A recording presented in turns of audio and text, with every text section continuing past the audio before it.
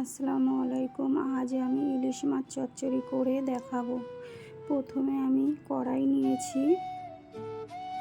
কড়াইতে আমি আলু দিয়ে দেব।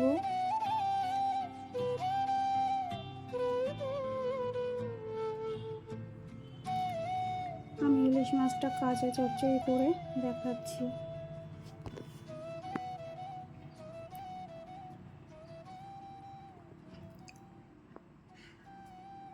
এবারে পেঁয়াজ দিয়ে দেব, তারপরে কাঁচা লঙ্কা দিয়েছি, কাঁচা ইলিশ মাছগুলো দিয়ে দিয়েছি।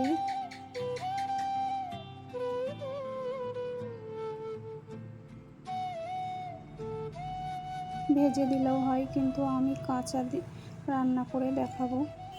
হলুদ গুঁড়া দিয়েছি, গুঁড়ো লঙ্কা গুঁড়া দিয়ে দিয়েছি,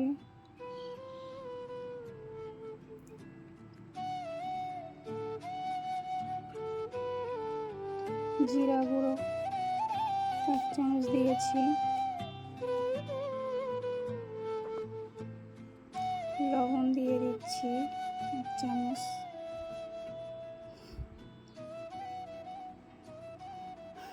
এবারে সর্ষের তেল কাঁচা দিয়ে দিয়েছি, মশাল তেল ওটা।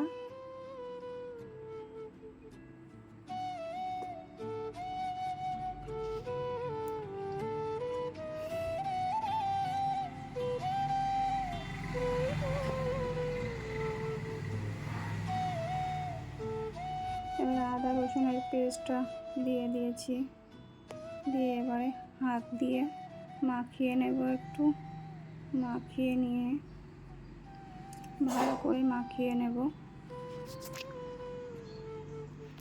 আমি একা ক্যামেরাটা ধরে রেখেছি, ওই জন্য ভালো করে ধরতে পারিনি। এক হাত দিয়ে হাত দিয়ে মাখাচ্ছি আর এক হাত দিয়ে ক্যামেরাটা ধরে রেখেছি। আমার ক্যামেরা ধরার কেউ নেই, একাই করেছি। এবারে পানিটা দিয়ে দিচ্ছি। আমার ইলিশ মাছ খুবই প্রিয়।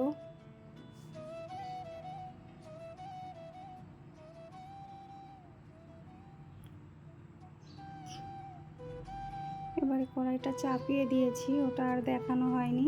হয়ে গেছে আমার ইলিশ মাছের চচ্চড়ি। ওদিকে ডাল রান্না করে রেখেছিলাম, মুসুরের ডাল, আর ইলিশ মাছের চচ্চড়ি আলু দিয়ে রান্না করেছি। রান্নাটা হয়ে গেছে। খোদা হাফেজ।